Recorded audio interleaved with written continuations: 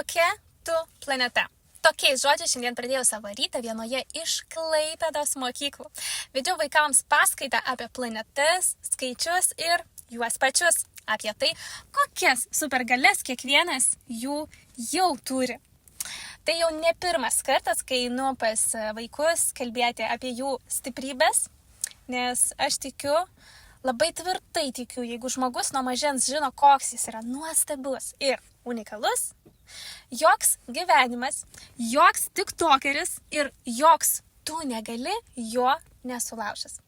Todėl aš skiriu savo laiką vaikų ugdymui per skaičius ir planetas, kad jie suprastų, jie jau dabar yra superherojai ir viskas, ko reikia, tai prisiminti. Šiandien vėl buvo viena iš tų dienų, pilna šviesių akių, klausimų ir džiaugsmo. Vaikai išeina laimingi ir mano širdis yra pilna.